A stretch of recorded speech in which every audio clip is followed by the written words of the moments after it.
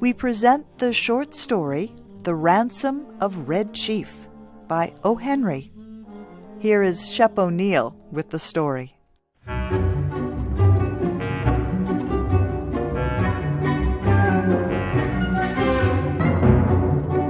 It looked like a good thing.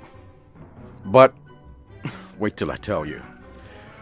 We were down south in Alabama, Bill Driscoll and myself, when this kidnapping idea struck us. There was a town down there as flat as a pancake and called Summit. Bill and I had about $600. We needed just $2,000 more for an illegal land deal in Illinois. We chose for our victim the only child of an influential citizen named Ebenezer Dorset.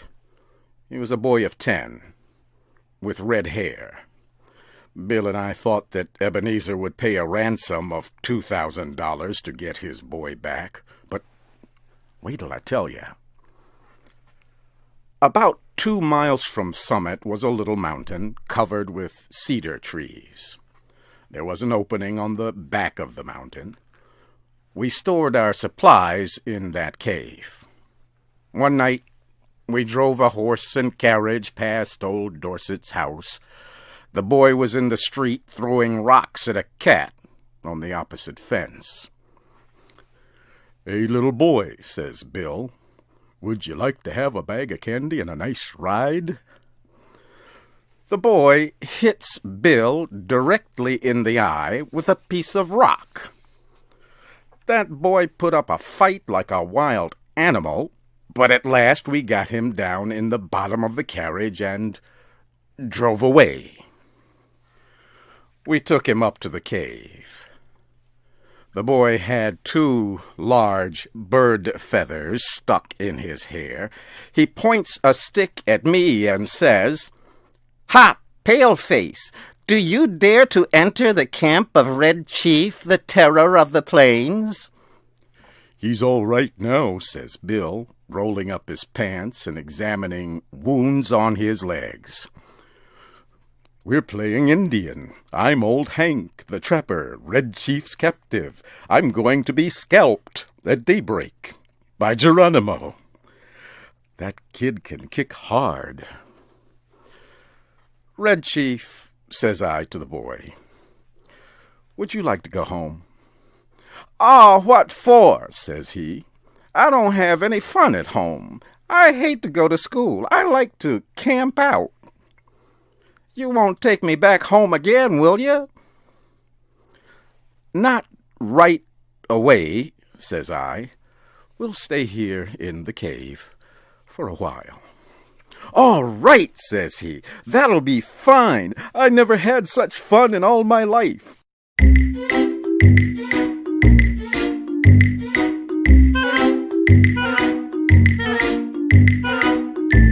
We went to bed about 11 o'clock.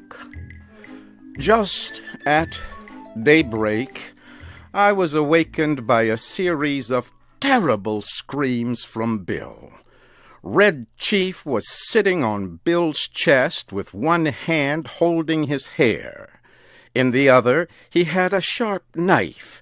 He was attempting to cut off the top of Bill's head based on what he had declared the night before. I got the knife away from the boy, but after that event, Bill's spirit was broken. He lay down, but he never closed an eye again in sleep as long as that boy was with us. "Do you think anybody will pay out money to get a little imp like that back home?" Bill asked. "Sure," I said. "A boy like that is just the kind that parents love. Now, you and the chief get up and make something to eat while I go up on the top of this mountain and look around." I climbed to the top of the mountain. Over toward Summit, I expected to see the men of the village searching the countryside, but all was peaceful. Perhaps, says I to myself, it has not yet been discovered that the wolves have taken the lamb from the fold. I went back down the mountain. When I got to the cave, I found Bill backed up against the side of it. He was breathing hard, with the boy threatening to strike him with a rock. "He put a red-hot potato down my back," explained Bill, "and then crushed it with his foot. I hit his ears. Have you got a gun with you, Sam?" I took the rock away from the boy and ended the argument. "I'll fix you," says the boy to Bill. "No man ever yet struck the Red Chief but what he got paid for it. You better be careful."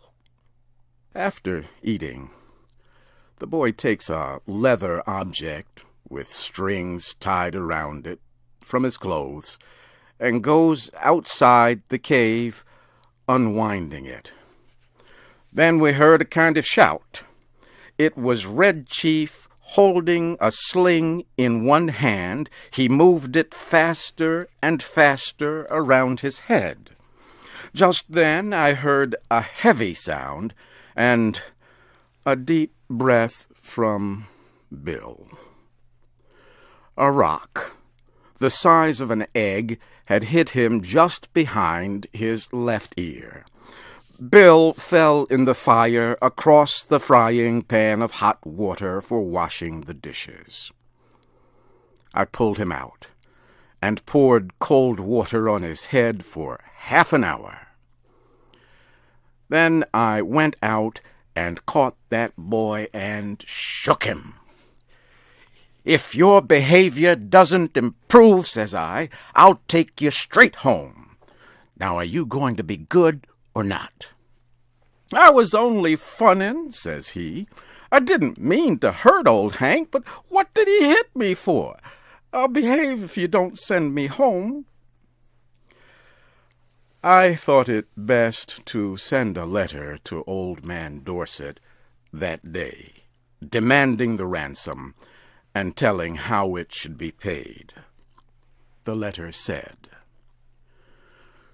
"We have your boy hidden in a place far from Summit. We demand $1,500 for his return. The money to be left at midnight tonight at the same place and in the same box as your answer.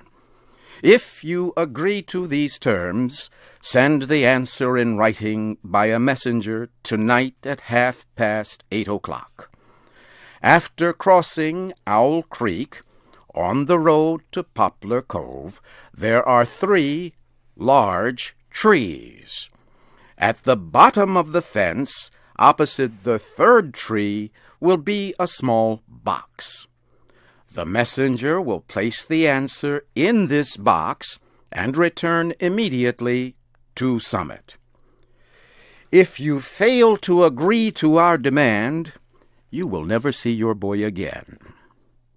If you pay the money as demanded, he will be returned to you safe and well within 3 hours." I took the letter and walked over to Poplar Cove.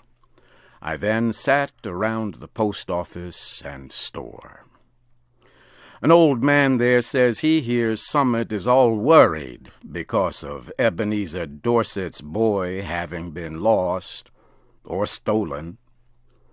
That was all I wanted to know. I mailed my letter and left.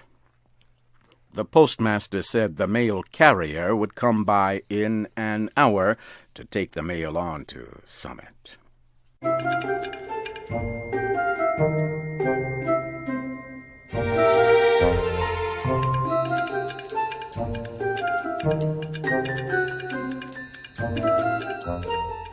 At 8:30, I was up in the third tree, waiting for the messenger to arrive. Exactly on time, a half-grown boy rides up the road on a bicycle. He finds the box at the foot of the fence. He puts a folded piece of paper into it and leaves, turning back toward Summit. I slid down the tree, got the note, and was back at the cave in a half hour. I opened the note and read it to Bill. This is what it said. Gentlemen, I received your letter about the ransom you ask for the return of my son. I think you're a little high in your demands. I hereby make you a counter-proposal, which I believe you will accept. You bring Johnny home and pay me $250, and I agree to take him off your hands. You had better come at night, because the neighbors believe he is lost, and I could not be responsible for what they would do to anybody they saw bringing him back.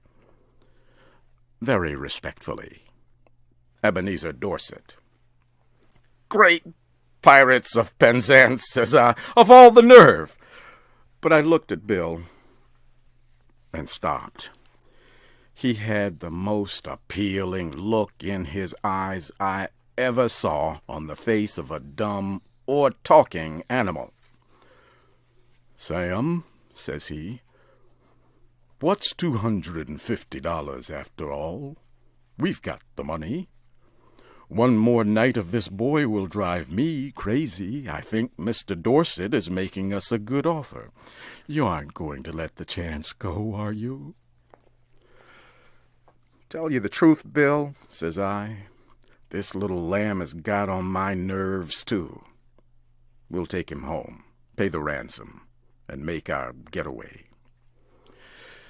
We took him home that night. We got him to go by telling him that his father had bought him a gun, and we were going to hunt bears the next day. It was 12 o'clock when we knocked on Ebenezer's front door. Bill counted out $250 into Dorset's hand.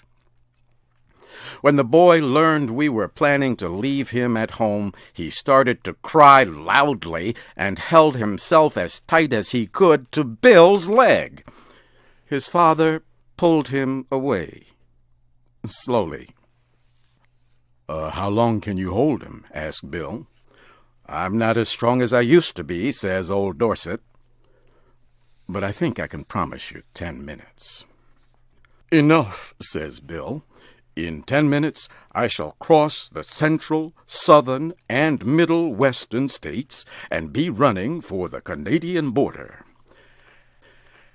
And as dark as it was, and as fat as Bill was, and as good a runner as I am, he was a good mile and a half out of Summit before I could catch up with him. You have heard the American story, The Ransom of Red Chief, by O. Henry. Your storyteller was Shep O'Neill. This story was adapted by Shelley Gullist. It was produced by LaJuan Davis.